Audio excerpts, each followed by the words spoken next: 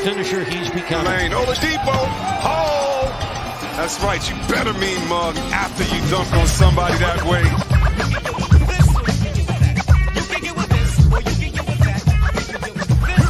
Gonna run it down. He goes with it.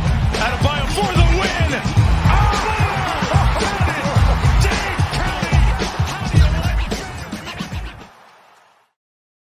Yeah. Welcome to the 5 Reasons Sports Post Game Show, aka the Post Up on 5R. I'm your host, Royal A. Shepherd, and I'm joined today by my man Jonathan Rumlicon, acting as both producer and panelist. Appreciate your work. And my boy Ariel Latiz. Haven't seen him in a while since Heat Twitter pissed him off a little bit. And you guys got to see a darker side of the Canadian bomber come out here. So I want to thank you guys for joining us tonight. Fellas, we saw I thought this was an interesting game. Personally, this is one of my favorite basketball contests that the Heat have been a part of this year. Primarily because, like, over the course of the game, it grew my already budding respect for Ty Lue as a coach in this league. The way he gets that team to play under man is impressive. And even though the Miami Heat went up 23, you saw like this Clippers team has come back on several teams from bigger deficits before, and they almost did it again tonight, but we were able to hold them off, get the 121-114 victory. Whew! I said a lot just there, so we're going to kick it to y'all. Ariel, we'll start with you, bro. Give me your thoughts on the game. I don't know what you're talking about in terms of like enjoying that game to the extent that you did. I hated that game. Like I hated every second of that game. I agree though with your take on Ty Lue and like seeing the two coaches just come out like in the first like early right off the bat in the first quarter. They're mixing defensive coverages. They're going zone one possession. They're going man one possession. They're doing straight drop one possession on both sides, both teams. So that was kind of fun to watch if you're a little bit of a nerd. Otherwise, though, like I kind of hated this game. I do like want to give some respect to the Clippers. You know, I tweeted earlier tonight that like I thought this game would probably be a little bit closer than it should. And, you know, the Heat were blowing it out for a little while there. But that team, man, you look at the names on that roster, like there is not a lot of talent available to them right now. There's some nice players there, but it's not like they're at 500 right now. If that team plays a full season on paper, that's not a 500 squad. And they're able to hang in there like in Miami where the Heat are 17-5. They got the best home record in the East. They're dominant at home. You know, they're on fire lately for the most part at home. And, you know, you're down 20-some, 26, 23, whatever it was. And they're able to make it a, 7-point game, 6-point game towards the end of it there. So kudos to them. I think the Heat, for the most part played a fantastic game, but that late game execution is a little bit of a concern, man. Like it's becoming a theme.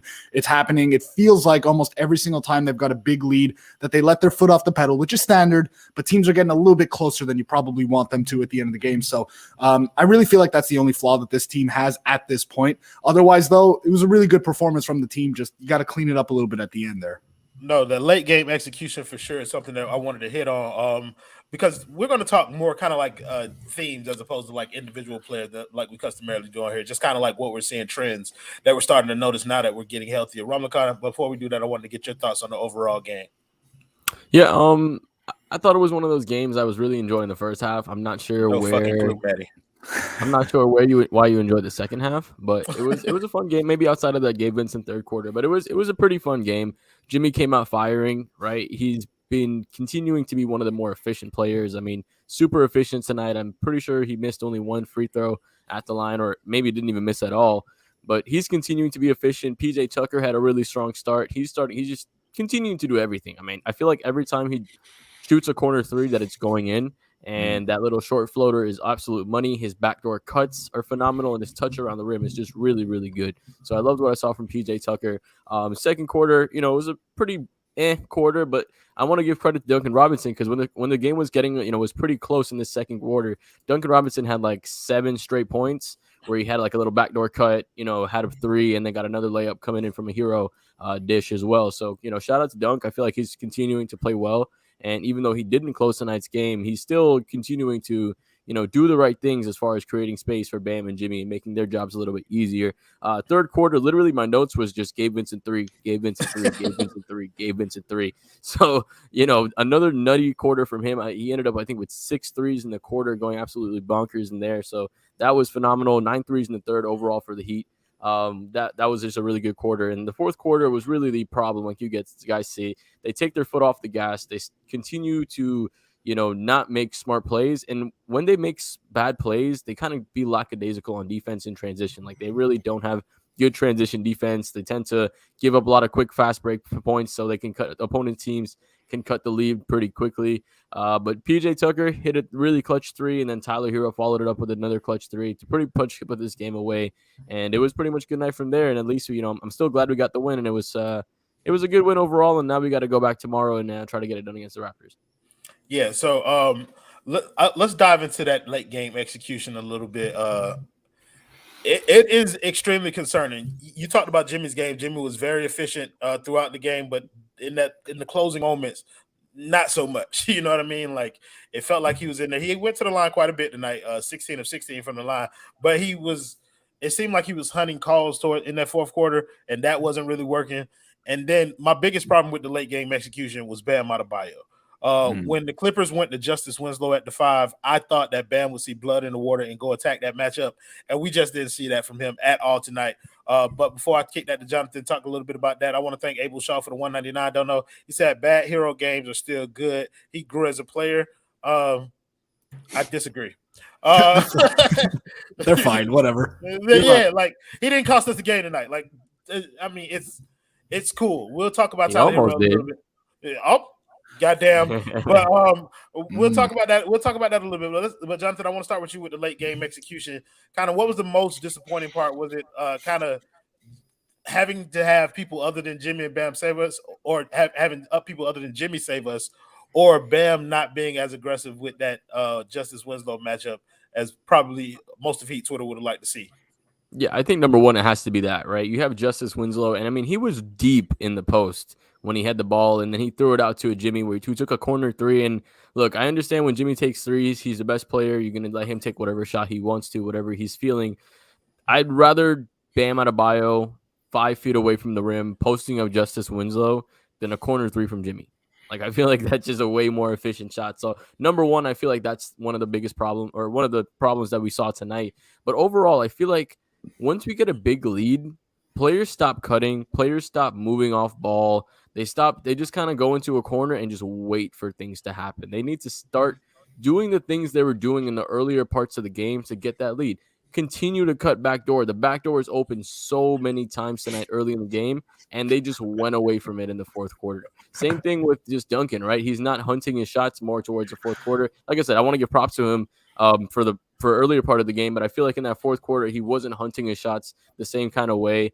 But overall, I just feel like it's just not a lot of movement. The Heat gets stagnant. We go to Jimmy Butler ice lows. We try to make something work from there, and we try to see what happens. But I feel like if the Heat just continue to move off ball, if they continue to run the plays that they were running earlier in the game, they wouldn't have this problem. And if it comes down to the playoffs and you're playing against a team that has a Kevin Durant who can score at will, or they have somebody like a Giannis who can get downhill and get to the line, we can't make these mistakes, and we can't stop executing in any part of the game. We need to finish strong, continue to move off ball, continue to set good screens, and stay good to the tee all the way to the end of the game. Yeah, so I like a lot of what you said. I think we got a couple of things to unpack there. In terms of late game execution, I do believe Kyle Lowry helps that to an extent. What you're talking about with Kevin Durant, this team, I think we've seen this only in games where they grow a big lead, and that kind of, to me, is where we have a little trouble. If you're putting up a big lead, you can't afford to take your foot off the gas, which is primarily what my biggest concern was from the night. Bam, while it was a concern, Bam did put up 20 and 12. So I want to be clear about Bam's game tonight. Like, objectively, it was a very solid game for him. But I just, during the late game, when you have Justice Winslow on you, that's a chance for you to put up 26, 27, as opposed to the 20 while the team is actually reeling. Last point that I want to talk about, what Jonathan was talking about, was the Duncan Robinson thing. Spo closed with Tyler. Despite how Tyler was playing down the stretch, very careless with the ball. Duncan had it going a little bit. I thought that was an interesting decision by Spo to close with Tyler over Duncan. But Ariel, what was the biggest thing that stood out to you during the late game? I mean, I really literally everything Jonathan said was where I wanted to go. I feel like what happens to them, I'm going to reiterate a little bit and then add a little something. So I agree with Jonathan in that what happens to them late in games, especially, games where they have big leads, probably early going into the fourth quarter or in the fourth quarter, is that naturally they take their foot off the pedal. The style of offense that the Heat play and are most successful with is a really high effort, high energy level type of offense. It's a lot of ball movement. It's a lot of off ball cutting. It's a lot of screen setting and you got to really be intentional with like with your cuts, with your moves, with everything that it is that you're doing. You have to do everything with a purpose. You can't half-ass a lot of the way that the Heat play offense. It's just not going to work the same way. And so, late in games, you're up big, you're going to let your foot off the pedal. It's just much easier to jack up threes and, kind of lose focus a little bit. That's where some of those turnovers come from. Like some of the people in the comments here are talking about. Like Tyler had a rough time later in that game with the ball in his hands a little bit, but I thought he also made some really good plays with the ball on offense. He got PJ a really good layup. He got Bam a really good layup after he got into the paint. So there was some good and some bad there. I get the sentiment that, we kind of feel like maybe Kyle comes back and fixes that. On paper, that's the right answer. That should be the case. I will say though that this has happened with Kyle on the court as well. So I don't know if it's like a fix all type of thing. I'm fine with a lot of the late possessions with Jimmy having the ball in his hands. It's just like I need the other guys on the court to do more. They need to be running a lot of the offense that they're running all game. Jimmy is going to get to the free throw line. That is good late game offense. But if nobody else is doing anything and Jimmy just has to ISO and defenses can kind of load up on him a little bit, if he's on the same side of the court with Bam Adebayo, like Bam's defender might leave him just a little bit and vice versa if Bam has the ball. And so it kind of mucks up the Heat's late game offense. So they just need to, like, if you get to a point in the game where you've got a big lead and you start taking your foot off the pedal, you're not running that same style of offense that got you that lead. So now the team, the Clippers in this case, get the game to a respectable, like, okay, we've got a game here. You're asking your teammates and yourself to kind of flip that switch and all of a sudden start running that offense again. It's tough. It's not going to happen that way. It's tough. So they just need to be more consistent with it. Just keep running the same offense. I understand it's a tough ask because of the style of offense that they run. They're still winning games, so it is what it is. But you're going to have close games in the playoffs. These things matter. Yeah, and I think what they're doing now is building up winning habits where they can overcome several different things, Sure, like late game execution, and still being able to come out with games. So thank you, NDLB, for the $2 dono. He said Bam missed easy ones, should have had a smooth 30. Yeah, look, like I said, like Bam had opportunities that he did not take advantage of, but he definitely played a game. Like, you know what you're going to get from Bam, in a night where he scores 20 is not really a night to complain. Thank you, Brian Murati, for the $1 dono. If you're going to dono, Duncan Robinson for a bonus, not a chance. Yeah, so since he brought up Duncan Robinson, let's get to a little bit of the good tonight and how we built the lead that you guys are talking about, which was on the backs of Duncan Robinson, PJ Tucker, really, Jimmy, shit. Everybody kind of chipped in there during that opening sequence. And so, Ariel, we'll start with you this time. What player kind of stood out to you as what you liked most about how the team played tonight? Early in the game or overall? Early. I thought, honestly, I'm going to go back to Jimmy because I thought that like the Heat kind of, started out slow. It took them like 4 minutes to score their first point, something like that. Jimmy's too easy, bro. No. Okay. Who should I go with? Look, I thought Duncan, I don't even remember exactly what happened in the first quarter. If I'm going to be entirely honest with you, I thought that all I remember specifically is Jimmy kind of digging them out of that hole, getting to the free throw line. But I thought that the offense was fine early in the game. It's just, I don't know. Like the Clippers are tough, man. That's a really good, I think they're like top 5 defensive efficiency or defensive rating in the NBA. Like they're a really good defensive team, and Ty Lue is a very good defensive coach. So like early in the game, it's a struggle. Jimmy kind of gets you to the line, starts, settling down the offense a little bit. You start putting some points on the board, and then guys get going. I don't even remember who had a good first quarter, if I'm going to be entirely honest with you.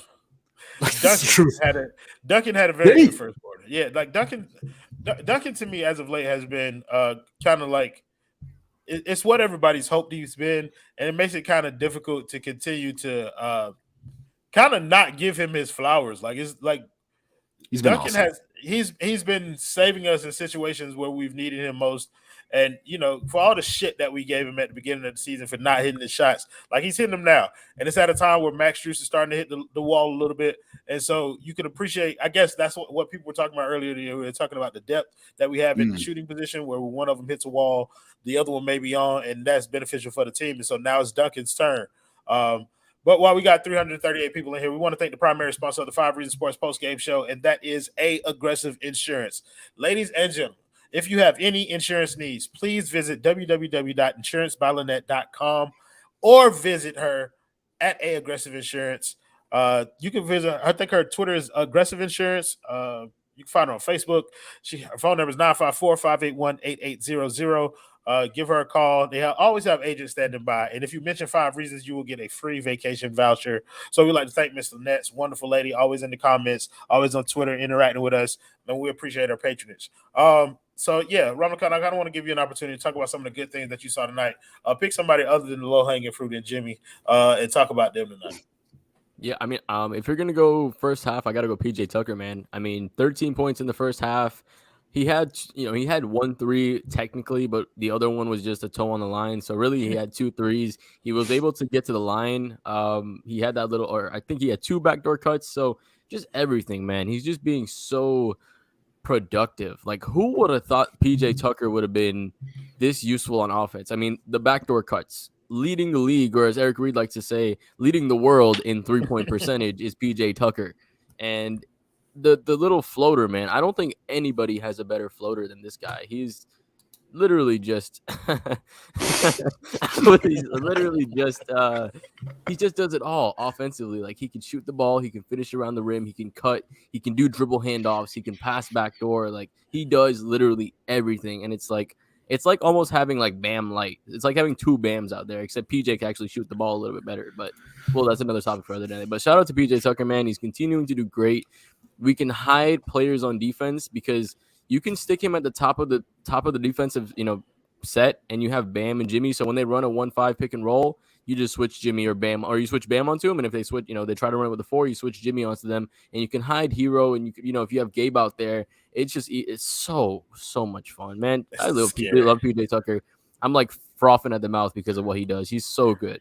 Can I just jump in real quick to that point, Jonathan? Like, I think it was PJ who talked about it earlier this season, where he said like he kind of feels like now on this particular squad with the personnel that they have, he feels like no matter, like they switch a lot, obviously, right? And no matter who switches, he's always cool with it. Like, he'll, he's on the perimeter, he's guarding, and then there's a screen set, he switches, he sees Jimmy's doing the switch. All right, cool. If it's a little bit anywhere else on the court, even on the perimeter, he switches. Bam's the man who switches onto the ball handler. All right, cool. Like, they have so much versatility, and like at the very minimum, they've got 2, oftentimes 3+ really good to elite level defenders on the court at any given time. So guys who can guard up a position. So like, there's just the defensive versatility. I really think that this defense is built to be like, obviously it's built to be super effective in the playoffs, but it might be like, it is dominant, man. Like, when they are locked in and in projecting them on paper in terms of like, if they get healthy, it's ferocious. Like, they are going to be a nightmare in the playoffs against no matter who they play. Yeah, the point I was trying to make. Oh, thank you, James Todd, for the $5 dono. He said, "Nice win tonight. Was a bit worried at the end, but happy we pulled out a W. Of course." He said, "These games will help us once we get into the playoffs. Go Heat.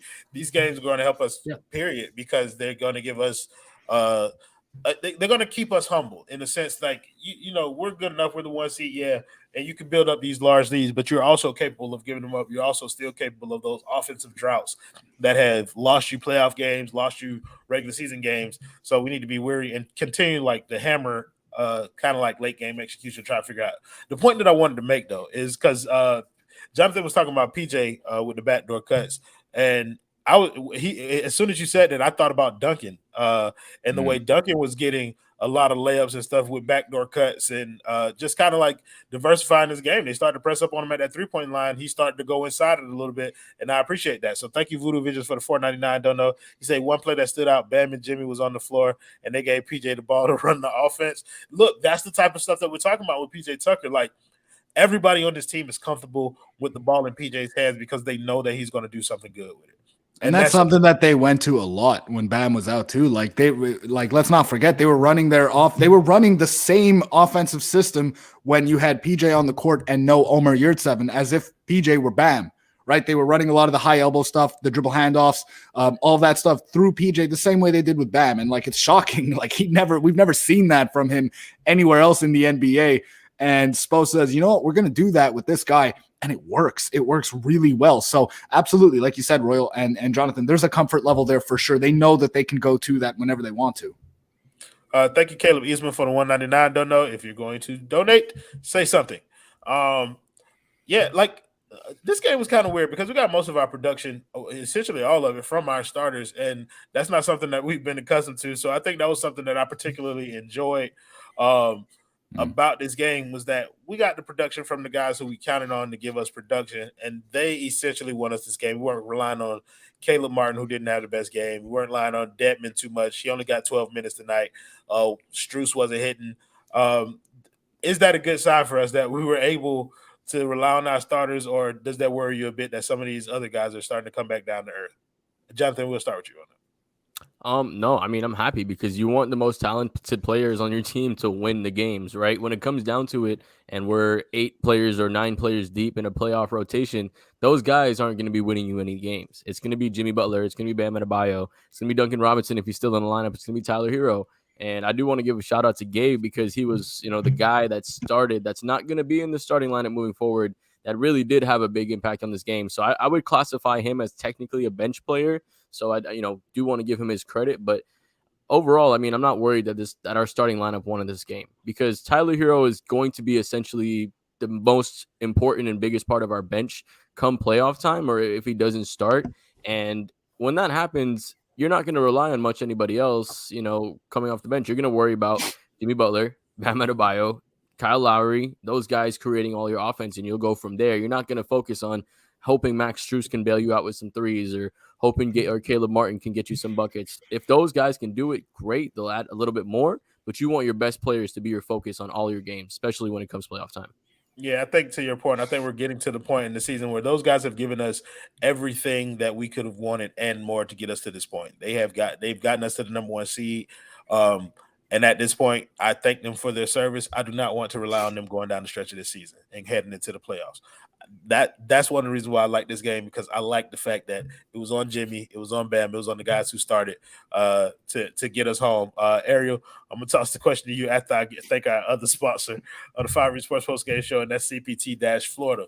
If you have a small business or big business, give them some big business too. If you have any IT needs, make sure you visit cpt-florida.com. Give them a phone call at 954-963-2775. They do consulting, IT products and services, cloud services, video conferencing.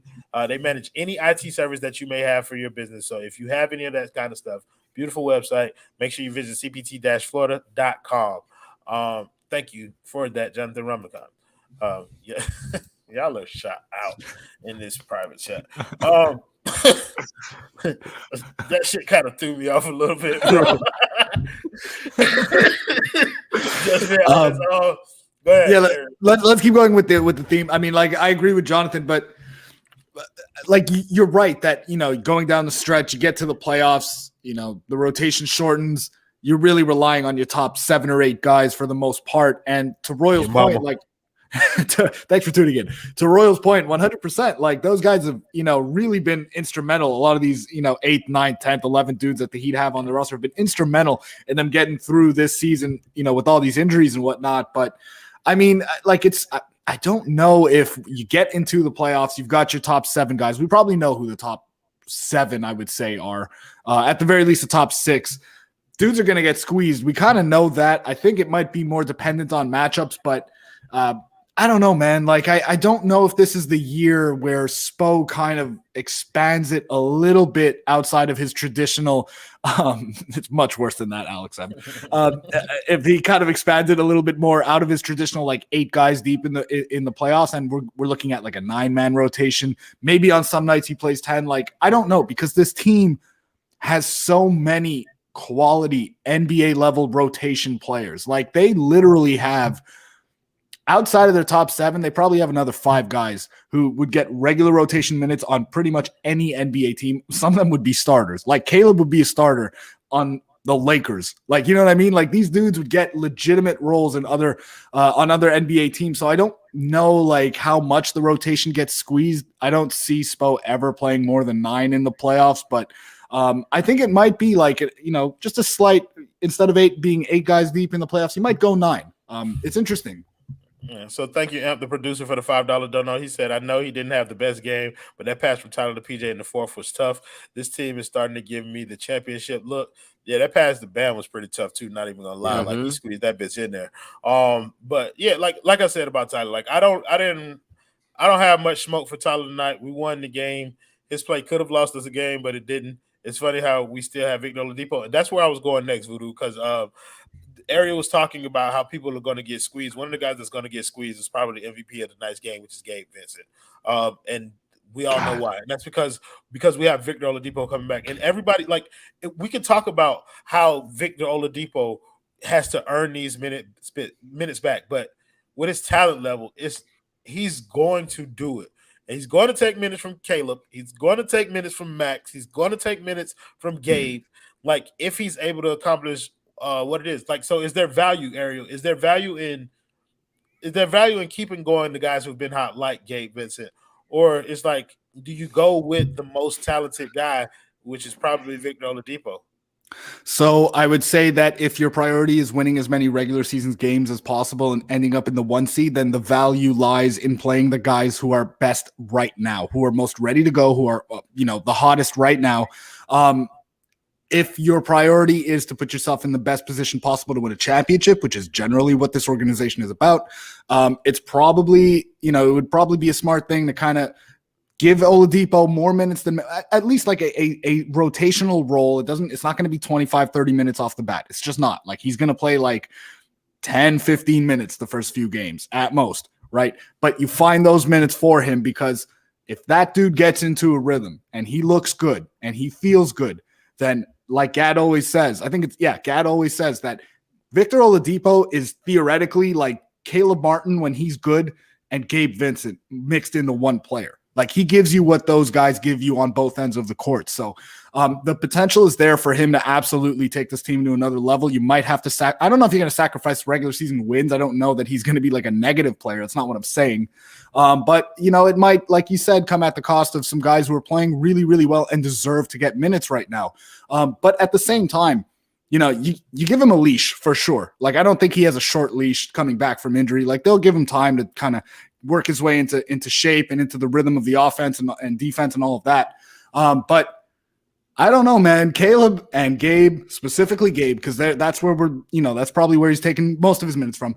That dude is a legit backup NBA guard who starts and performs really well when he starts. Like, it is hard. It's going to be hard for, like, Oladipo has to come back at least as good those minutes. He has to be at least as good as he was last season, not any worse, and maybe better, because what Gabe gives them, like, I'm 100% comfortable going into the playoffs with him playing 20 minutes a night as a backup point guard. No problem. Gabe don't give a fuck out there, bro. Like, he don't give a fuck. Who you are, who you think you are, he's going to go out there and he's going to play his game. And goddamn, like, I love it. Thank you, Jose A. Lucas, for the $2 dono. He said, blowing leads is due to intense defense equals fatigue. Look, bro, they know what they signed up for when they came to Miami, bro. Like, they got to sustain that effort, because in the playoffs, you're not going to be able to use that excuse. Like, the defense that we play is too hard, so we can't. Then don't play that type of defense. We've seen him. We've seen him supposed to be a chameleon. He's able to deploy multiple defenses. If he didn't think his team was capable of it, I don't think that he would try it. Ramakan, I want to get to you on the same conversation that we were just having about Oladipo coming back and the guys that minutes may be in jeopardy because of it. Because we all know he's most talented, but it's like, do you want that? Like, do you want Vic? Do you want to keep Gabe's momentum going? You gotta go with Vic, right? You signed him to this contract. It's expiring after this year. You got to see what you have for him. Like Ariel said, when it comes to playoff times, you want the guy with the most talent out there. And Gabe Vincent has been absolutely killing it. And if he does end up being our backup point guard, let's say Victor Oladipo comes back, he has a setback, he isn't the same, whatever, right? Gabe Vincent can guard, and I trust him guarding almost any player in the league. Like, he's going to bother any player in the league, be in their face, 3/4 court press. He's going to be doing his thing. He's really good from three. If I'm not wrong, he's shooting a little around 40% from three. So he's been really, really consistent compared to his last couple of years. And the passing, his entry passes to Jimmy Butler, I don't want to sleep on those, because, throwing your pass into the low post isn't the easiest thing. And we saw how hard it was to do when we had Kendrick Nunn as our point guard, right? Now that we have Gabe Vincent, just an entry pass to Jimmy Butler in the post, an entry pass to Bam in the post, who's going to look for a backdoor cutter. Like, these things are just easier. He can run the offense. He can do pretty much everything you want him to do. The fuck? Yeah, and everything there. And I do want to get to this comment because you're an absolute idiot. Why would you say Duncan Robinson? Why would you have two non-shooting centers that do the exact same thing? Makes no sense at all. Neither team would agree to that, by the way. Like, neither of them. No sense. Both teams say no. And then as far as this go, yeah, you would still trade him if the good player was being offered. Though you're just not going to trade him for a bag of peanuts. We never fucking said we are going to trade him for a bag of peanuts. I don't know why people are saying that shit. We've said over and over, if you move, like, yeah, I'm down to trade Duncan, but I'm only moving him if it makes the team better. I don't know why that offends some people, but you only move him if it makes it. You don't move him for a future first-round pick and some expiring salary of a player who can't play and is just going to come off the books this summer. You're not hurting the team. That's all we're saying. Look, bro, in a few minutes, people are going to be on there talking about, they're talking about trades again. I think somebody made a pretty good point, though, earlier, talking about how many people we had in here versus how many likes this video going on. What's the dealio? Some of y'all with us every game. Y'all make sure y'all go in there. It's 417 of y'all. Let's see if we can get 100, 200, 300. Let's get 300 likes on this video. 500, 600. Let's get all the likes. Like this video. If you're not subscribed to the 5 Reasons Sports Network, please subscribe to the channel. And there you go. Like clockwork, Ricky J. Mark coming in here looking for them white women. But yeah, if you're not subscribed to the 5 Reasons Sports Network channel. I don't know how many subscribers we have. But if you like Heat content, come here. We always talk about this shit. It's literally the only thing that we talk about, except for the Dolphins and the Panthers and the Marlins and the every other South Florida sports team. Yeah. Tyler Herro. Let's talk about Tyler tonight, bro. It was bad. Like, boy had 3 turnovers. Like I said, like I've repeatedly said, like I did not have a problem with him being bad tonight because we won the game. But that does not change the fact that he was bad. So, Ariel Latiz, what was going wrong for Tyler this evening? Truthfully, I didn't like going into the fourth quarter. I didn't feel like he had a bad game. I just kind of felt like he didn't have a good game. Like, I thought that I don't even know what he shot. I know he had 11. What did he shoot? 5 for 12. Okay, whatever. I mean, it's not terrible. It's just kind of one of those games where I kind of felt like he just never really got into the rhythm. A lot of other guys were playing really well. Gabe was on fire. Duncan was shooting the ball really well. Jimmy had it going. Bam was aggressive. Like, it's just kind of one of those games that he might have struggled to kind of find his way within the offense. I thought that, the bad part of his game kind of came in the most important part of the game where, he was a little bit loose with the ball. He had some bad turnovers, but he also had some really good plays on offense that weren't scoring plays for him, but that led to scores. So, I mean, it is what it is. I didn't think he had a good game, but I don't think he had a horrible game. I just thought like he closed the game more on the bad side, and so that's kind of the taste we're left with, at least from my perspective. But I don't think he had a bad game. He just kind of struggled to find his way within the offense. I thought he got fouled a couple times. It went uncalled. I don't know what the hell the refs were on tonight, but it was like I want some of it. So otherwise, though, like it's fine. He's been on fire. His last 6 games, he's averaging 23, 4.5 on. I think it was like 48% from the field, 40-something% from 3, 90% from the line. He's been really good the last 6 games. So. You have an off night. It is what it is. I think he probably has a good game tomorrow. Are they playing the Raptors tomorrow? They are, right? Against the Raptors. It's the Raptors. I think it's the Raptors. It's the Raptors. And if you remember the last time they played the Raptors, he gave OG Anunoby work. So let's see if that happens again. That's true. Everybody dunked no pressure chill that night. It was a good night when we played the Raptors that time. Yeah, I mean that's fucking fine. I still trash is trash. I'm not necessarily against what you're saying. Like, it's cool. I think one of the things that he had been doing the past couple of games, and you mentioned it, is like he had been getting to the free throw line, and that was helping him on nights that he was shooting like this. Tonight, he didn't get any free throws. He didn't get to the free throw line. Wasn't able to get to the rim as much. I think I saw one time he got stonewalled by Zubac, but that shit was pretty crazy. But Ramachan, what did you see from Tyler Herro tonight? I saw a good floor game. There's so much context there, but I just don't even want to get into it. Anyways, go ahead, Jonathan. I just felt like this was a good floor game, right? Even a game that like he's not shooting the best. He had, his playmaking tonight I felt was just more impressive, right? I felt like just the passes he was able to make. And 4 assists and 3 turnovers? Yeah, overall, just the ones that he's making. You know what I mean? Because he's making those passes. Yeah, for sure. No, you can. Numbers don't lie. Numbers don't lie. I just felt like his playmaking is getting better. He's making harder passes. He's starting to understand when to pass the ball. A lot of times before, he was having trouble just deciding when to go and when to pass the ball. Now he's just putting it all together. All right. Fair point. But now he's all putting it together. So, like, with these bad shooting games, he's doing a little bit more outside of it. So I'm not even worried. Like, if this is a bad game for him, so be it. It's cool with me.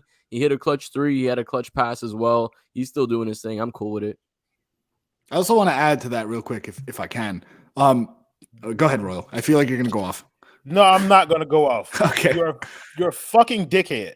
Yeah, none of y'all can, like, not none of y'all, but a lot of y'all really, like, just, like, don't listen, do you? No, they don't. They just want to say what they want to say to feed into a narrative that's non-existent, bro. Like, shut up, bro.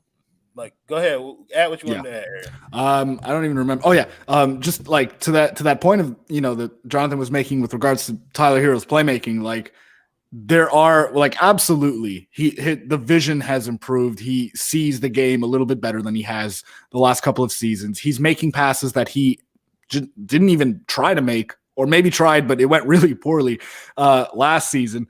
But there's like the vision is definitely better. And with that, naturally, there are going to be some growing pains. So like this team is really good. And you kind of feel like when your team is really good, you don't want to have to deal with a player who's kind of figuring a certain part of their game out, because there's, like I said, there's going to be growing pains. There's going to be turnovers that feel stupid. There's going to be passes that, you think are a stupid pass, and you're probably right. But it's kind of just part of the maturation process and the growth process. He has never been, not in college at the very least, the lead like ball handling guard. He's not a point guard. So this part of his game is going to come a little bit slower than some of the other offensive parts of his game that relate more to scoring, because that's what he does naturally. So, I mean, like you said, Jonathan, absolutely the playmaking has improved. There's going to be a growth process there. There's going to be games like this. There have been, there will be more.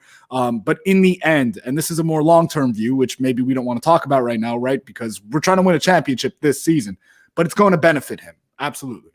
Yeah, so you and Voodoo Vision's comment kind of blurs into what I want to get into next. When Strus start hitting again with Robinson back, we get Vic back in February. Yeah, the league in trouble. This kind of lends itself to what I wanted to talk about, which is a lot of people at the beginning of the season when they saw what Miami was doing, they believed that Miami could win the championship. It's starting to feel like the fan base is starting to take a turn a little bit to where they feel like we are going to win one. Like they feel like the championship is inevitable because we're getting a lot of similarities in this team that we got in the team that made a bubble run. The standings notwithstanding, like that's a crazy phrase to put together. That was dope. I like that. Yeah, but if you take out the standings,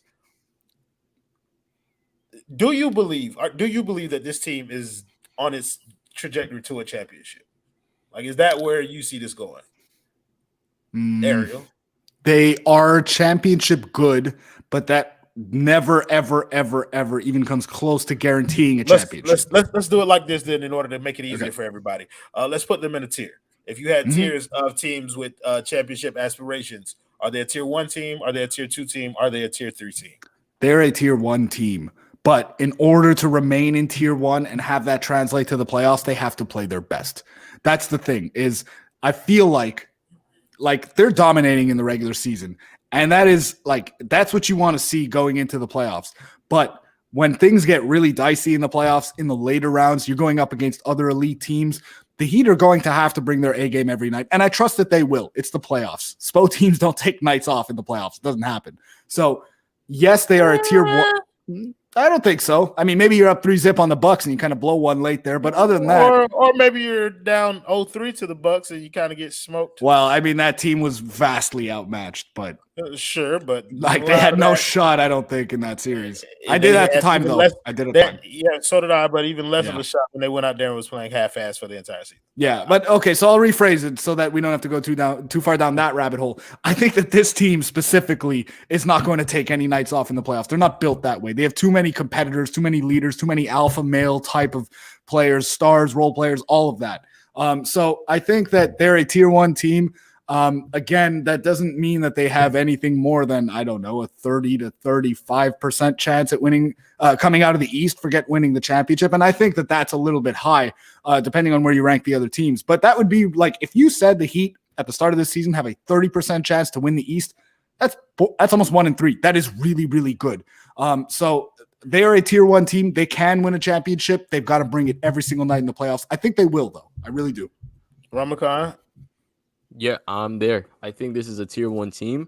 I think this team has almost all the makeup of being just perfect, right? Like somebody said in the comments, like we're missing like an elite 3-level scorer. Tyler Herro is almost there, but he's not elite at doing it. He can do it all, but he's just not there at being consistent, going to be able to do it on high pressure situations that where we can rely on him to go and get a bucket. But I feel like what this team is really going to be in the playoffs is just like what Ariel said earlier, the toughest defensive team out there. Like they're going to be 8 players deep with like 7 of them being top tier defensive players. Because you have Kyle Lowry, 6 of them. You have Jimmy Butler, you have Bam Adebayo, you got PJ Tucker, you have, if he plays, well, let's just go with Oladipo for now. And then you still got Caleb Martin. And if he plays, you have Gabe Vincent. And then, not too bad himself is Omer, or not Omer, but Deadman as far as being in the paint. So you have like a lot of plus defenders on this team that when you're playing against another team and they're playing their best players a lot more minutes than your guys, and you're still throwing nightmare matchup after nightmare matchup after them, like it's just going to be, tough for them to continue to make hard shots and take hard shots. And on top of that, we have the best coach in the league. Like that's, when it comes to game adjustment, there's almost no one better than Coach Spo. So I think those things really just Thank you. Having an elite coach and having an elite defense, I think those 2 things will really carry us deep in the playoffs. I do think there's a path for us to win a championship this year. I think for every reason that you guys just named, I put them as a tier 1.5. Like they're in a class of their own. Like to me, the tier 1 teams are Milwaukee, probably Golden State, and Brooklyn. Those are my tier 1 teams. I don't have Phoenix up there, even though they have the best record in the league. I have them as a tier 2 team solely because I hate Chris Paul's fucking guts. Like I have tier 2 is probably them, maybe Utah if they can get their shit together. But nope. Miami has a better shot than both of them. Like Miami is better than tier 2, not quite in tier 1 in my opinion, because of the reasons that you just named. We're an elite 3-level scorer away. We have some deficiencies in terms of late game execution. Sometimes the fits on offense are clunky. I do agree though. We're going to be the best defensive team in the playoffs come that time. Ari, you look like you want to jump in here and disagree with me a little bit. I do. It's a post-game show, so we've got to disagree. I feel like Brooklyn, coming into the season, that's my pick to win the championship. I think the caveat is, are we assuming health? I'm going to assume health, okay, but with Kyrie Irving only being available for road games. Right, okay. And if that is the case, they are overwhelmingly talented at the top end. There's no doubt about that. But I will say there's 2 things that they actually have working against them. And one of them was something that I had working for them last year when we were having this debate on here, where we were saying, who would you rather see if you were the Heat, Brooklyn or Milwaukee? I said I'd rather see Milwaukee. They got swept, so I look like an idiot. But the reason that I said that was because I felt like, and this is still true, that Brooklyn have elite mismatch hunters. Elite mismatch hunters. Elite, yeah. elite. And if you look at how they match up with this team, who are you going to hunt? There are 2 guys in the rotation that you're going to be able to hunt at playoff time. That's Tyler, that's Duncan. And you have so many good to elite level defenders if you're the Heat that you can throw them out there, and that option gets taken away. You want to hunt, you want to switch with Bam and PJ and Jimmy? Cool. You want to switch with Depot and Kyle and whoever? Cool. Like they can guard the same people on a consistent basis. So Brooklyn at the top end, and that is usually what matters most in the playoffs, is like who your 3 best players are. But I don't know, man. Number one, their role guys kind of suck. Like that whole roster stinks, I think. Joe Harris is playing substantially below his level, his standard level as a player, so that could come up and correct some of it. But other than that, an ankle injury too. I'm pretty sure. Yeah, he's not available right now. But There is some like room for them to kind of progress back to the mean on that end, but I just like their 4 through 9 is not even close to Miami's 4 through 9. Is that enough to overcome the difference in the 1 through 3 on both rosters? I don't know, but in this case, Brooklyn's third best player, Kyrie Irving, in my opinion, their third best player, Kyrie Irving, won't be available probably for 3, maybe 4 of those games, right? If Miami has a home court advantage in that series. And I don't know, man, the Heat are really, really, really, really good. So I'm not comfortable saying I think that Brooklyn's that much better than Miami. I feel like that's a little bit of a hot take, but that's where I'm at. Somebody said the Suns are definitely tier 1. Ramakan, you got anything? I agree with that. Yes, 100%. Yeah. Chris Paul fucking sucks. I hate him. No. Somebody said I wouldn't have voted Barry Bonds into the Hall of Fame. There's no way that I would keep a black man out of legendary greatness. There's no way in chance. I put Mario Chalmers in the Hall of Fame. But Jonathan, you wanted to combat Melissa. I see you have. Do you think that Brooklyn's also not a top tier team? Do you think? I know you just said that you think the Suns are.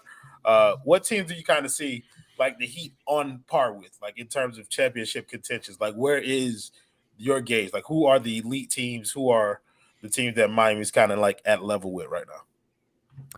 I mean, it's just tough to gauge because we play such a different style. If you're just comparing roster to roster, we don't really have a roster that we can compare with. But when you compare with just the overall collective as a group, I mean, I feel like Golden State is pretty similar, right? A lot of ball movement, a lot of, playing through their 4 with Draymond Green.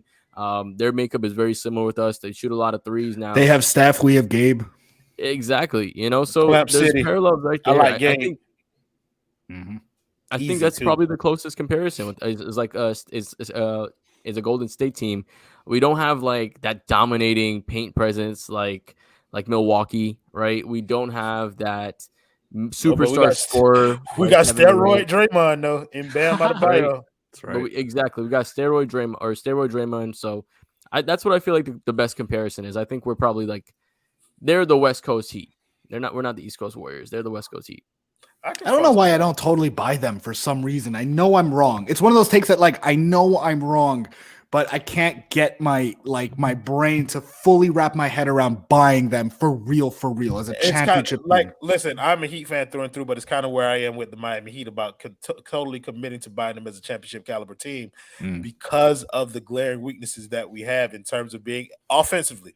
Defensively, we have no holes. But offensively, there is that late game execution sticks in my craw because you're not going to be able to go through scoring droughts in the playoffs when you're playing against a Giannis, when you're playing against a Kevin Durant. And those are the guys that you're going to have to go through. I know some people in the comments were talking about teams like the Bulls and the 76ers. The reason that I did not put them in any tier is because they're fucking frauds. Yeah. And that will never change, bro. The 76ers are fucking frauds. I don't care who they trade Ben Simmons for. They are still going to be frauds because they have Doc Rivers coaching. Right. Who's our Wiggins? It's Jimmy Butler. What the heck? Bro, that is insulting to Jimmy Butler because let's get this out of the way right here. I've been looking for a space to vent about this on.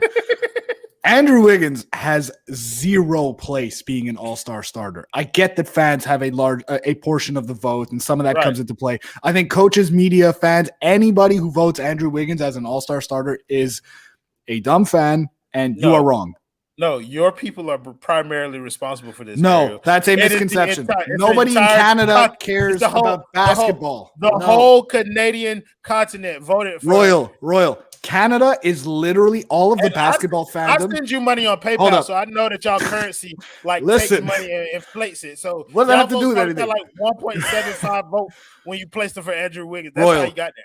People in Montreal, where I live, and Toronto care about basketball. The entire rest of Canada, which has not even a portion, not even close to the amount of people that you have in the States. Like it's not even it's a whole other continent. Don't give a crap about basketball. So no, it's not. It's Bay Area people. It's people in the States who love the Warriors because they're a super popular team. But he's averaging 18, 4, and 2. I'm sorry. That's not an all-star starter. I don't care how weak the West front court is. Give it to Cat. Give it to anybody. He doesn't deserve it. He maybe you get him in as a reserve because that team has a really good record. And so, yes, there's an argument to be made. They should get multiple all-stars. The same argument you can make for the Miami Heat. But the Heat's second guy, right? If Jimmy is the first guy, the Heat second guy is Tyler. Tyler's numbers are quite a bit better than Andrew Wiggins' numbers. Oh, so sure. I mean, which is making the point that you have loved that I've been making, which is because the Miami Heat are winning, Tyler Herro should be a fucking all-star. Ariel Latias said it to me earlier in the season, so you don't have to beat your own chest. I will make sure. He said that Tyler scream at Herro. you. Shut the fuck up. He said Tyler But you Herro were- will be in the all-star conversation, and I said there's no way in fuck, no matter what he does. But because the Miami Heat are the number one seed, and it looks like they're only going to have one all-star, I'm going to fucking riot because you cannot. Yeah, thank you, Patrick B. I am aware that Canada is not a continent. Thank you. No, I think he was talking about me because I called it a continent. No, I did, but I was making a comparison in terms of the difference in populations in both countries. But anyway, I don't give a fuck. I don't give a fuck what you're doing, Patrick B. You're wrong. Canada is a continent on this goddamn show. Is that Canada hate in there? Canada is the world's second largest country. Yeah, go check the population, pal. Size doesn't matter, contrary to what they say. They say, they did talk about TNT giving Herro love, which is weird that the media is starting to give Miami some love probably because we bing bonged the fuck out of the Knicks on national television. But we saw people, except for Shaq, we saw Chuck, Ernie, Kenny all have Tyler Herro in the All-Star game. Full disclosure, he's not getting in. Like that's. You really think he has no shot? Like I think I agree with you, but I really do you really think he has no shot? I don't think he has no shot because the Heat are the number one team and it's solely because the number of games that Bam has missed. I think people vastly underappreciate Kyle when they just take a raw look at his numbers. And Tyler Herro's the sexy pick. Like he's the leading guy for the 6th Man of the Year award. He's putting up 20 plus. Like he has a song named after him. Like shit like that. That's why he gets voted to the All-Star. But I do think, if coaches look at it, if you have to give a number one seed 2 All-Stars, Tyler Herro has to be the second guy, in my opinion, even though I believe Kyle deserves the spot more because of his impact on the team. Who you believe deserves the spot more, Kyle or Tyler? I think Kyle is probably more deserving of it. I think if one of them were to get it, like you said, it's more likely going to be Tyler. His numbers are more all-star-y. He's got the cash. He's got the cachet around the league, right? He's a very popular player. He is white, and it just makes it more. It's just like, if we're going to be honest, I just think he has a better all-star case from a national media perspective. But for those of us who've been paying attention to the team, we know that Kyle was the engine when Jimmy and Bam were out for extended periods. That Kyle, while Tyler played very well for sure, without Kyle, that team probably is way under 500 over that stretch of games. Without Tyler, I feel like they probably perform around 500 regardless, even though he was definitely very impactful. I'm a big Tyler guy. Don't get mad at me. So that's where I'm at. I think Tyler's more likely, but if we're being honest, Kyle's more deserving. Ramakan, where are you on this? Who do you think is going to actually get in if we get anybody aside from Jimmy? Besides from Jimmy, I think the only person really would be Kyle. Would be Herro. I don't think Kyle has the numbers just to do it. His impact isn't purely on the stat sheet, and we know how the voting works. Like, you have to look good on the stats for them to at least consider you. I think the only person that really doesn't have that is like Kyle Korver. When they had 4 dudes from the Atlanta Hawks for some reason be all-stars that never made it. That's going to be something that you could use as a case here. Like, if you're going to have 4 nobodies in the game, then you might as well pick our nobodies who got us a number one seed without Jimmy and Bam. Might as well have Gabe Vincent, Max Strus, like everybody who ran the team while we were blowing out teams, like without Jimmy and without Bam, like the guys that were stepping up, like. Fuck it, put them in there, bro. Like, I would love to see Gabe Vincent get a all-star nod, bro. By the way, guys, isn't that announced on Thursday? Like, the all-star reserves are announced on Thursday. I believe it's 1 week from. Yeah, I'm pretty sure it's 1 week from when the starters were announced, and I'm not sure when the cutoff date is to announce the coaching staff for the all-star teams. But with the Heat winning tonight and the Bulls losing, the Heat are now a game and a half up on the Bulls, so there's a little bit of breathing room there. If they were to win tomorrow night, they go 2 games up. They might it's looking like it. There's a very good chance it's going to be Spo. So it might be Spo and Jimmy as the Heat's 2 representatives at the All-Star game at the very least. And that shit should have some swaying power over the voters if we go into the shit number one. Like, it really should. We want to get to our final sponsor of the 5 Reasons Sports Post-Game Show before we move into the last thing, and that is City Cigar Lounge. Ladies and gentlemen, if you are a smoker, this is the place for you because they have over 350 different variations of scotches, bourbons, whiskeys, and tequilas. They have 50+ brands of premium cigars, large, comfortable leather chairs in a classy environment. They have great food menus with happy hour specials and game specials. And they also just had one, but they're going to have a couple more. 5 Reasons will be hosting watch parties there. So please visit citycigarlounge.com to check out some of the many things and visit their establishment. It is a beautiful place from the website, which I have seen. So we want to thank them for their patronage as well. Somebody said Coach of the Year. I think that is a foregone conclusion at this point. Like for me, I like, don't know. You think it's a foregone conclusion? I said for me. Like I don't think there's anything yet. What's the guy's name in Memphis? Like he has a case. Jaeger? Yeah, Jaeger? He has a case. He has a case for what he's doing over there with Memphis. But for me, what Spo's been able to do, like ascertaining the number 1 seed, get the development. Like people have been talking about this being one of his better development years in terms of the number of guys that we've had pop. I'm a big fan of Spo getting the recognition that he's finally deserved for so many years. He's probably not going to get it. Like somebody said the Cavs coach, which is good name. Yeah, Nick Nurse.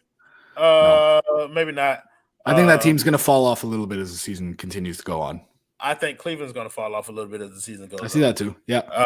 But I think Spo right now is just kind of like my front runner, and it's hard to get me off of that spot, considering that I watch this team mostly. But when you consider all the circumstances, Spo has done a hell of a job, and I don't think anybody else could have done this year. So next game, which is tomorrow. I didn't plan on staying here the whole hour because we got it back to back. But tomorrow we got Toronto. It was a good conversation though. So yes, sir. Always. So tomorrow we got Toronto. Ramakan, the boy feeling good? The boy feeling good. No matter what, we got Bam Adebayo. I feel like he loves playing against Pascal Siakam, so he's gonna make him his bitch, and we're gonna have a win. Yes, indeed. Thank you, Zach, Aussie Heat fan. Is this the same Zach that be in the page? I think so. Is Joker a bitch? Can you let us know? Yeah, if Joker, we need confirmation. We need confirmation. But he said, Roy, you reckon Herro gets to call up over Bam Jimmy because they missed so many games? Would you be happy with Baby Goat going to the All-Star over them? No, I don't. I think Jimmy is going to be the default guy for Miami if they do get an All-Star. Would I be upset if they put Tyler Herro in the game? No, I would not. If you put him over Bam, yes, sir. Yes, sir. Joker is a bitch. Yes, he is. Yes, he is. But yeah, fuck with you, bro. Appreciate you. Like I didn't know you were the same guy, but he made it pretty obvious. I think. Yeah. I feel like that. Anyways. But no, I wouldn't be upset if he made it over Jimmy and Bam, but I don't think that's likely to happen. Let's get to this next game. We got Toronto coming in here tomorrow. Ariel, the boy feeling good? The boy's feeling good. I feel like that game is going to feel a little bit like tonight's game, but the Heat don't pull away by as much. I do think the Heat win, but the Raptors didn't play tonight. The Heat did. I don't think we've had no indication that there's, Kyle Lowry's anywhere near coming back tomorrow. So you assume he's still out. And again, they didn't play tonight. The Heat did. They're young. They're going to probably, play a little bit faster in that game. I think Tyler probably has a good bounce back game, even though he's going up against phenomenal defenders. Last game against the Raptors, notwithstanding, I think the Heat win, but that it's a tough, scrappy game that the Heat kind of have to pull out as well. Fuck that tough, scrappy game shit. The Heat finna blow that shit out. Fuck is you talking about? Tyler Herro is about to make OG Anunoby his bitch again, like we already knew. We also about to watch Jimmy bop him somebody ass up. Bam, about to pussy foot all over Pascal Siakam. I don't know if Bam gonna do nothing in this game. He Precious Achiuwa looked like he frightened him a little bit that last game until everybody else started dunking on him. Somebody said Stephen A picked the Heat to win the East. Everybody don't do that. It's the sexy time to do that right now. He just wants to be in Miami in June. That's what I think it comes down to with him. He picked Miami versus Lakers, didn't he? That year we actually made the finals. Did he? Bro, I don't think so. I think he's a perfect fit. I don't listen to Stephen A. Smith though, so I could be wrong. But yeah, bro, Miami's gonna beat their ass because they're not Miami, and Miami is Miami. So thank you guys in the comments as always for joining the show, making it much more fun than it would have been without you. Thank you to the only guys who came to work tonight. My man Jonathan Ramlakan and Ariel Latias. The rest of y'all hoes gonna have to see me, boy. And we'll see y'all tomorrow night. I might take a night off. I probably won't. Play the video, Jonathan. Jimmy buckets! Clutch time! Tyler Herro, what a finisher he's become. Oladipo, That's right. You better mean mug after you dunk on somebody that way.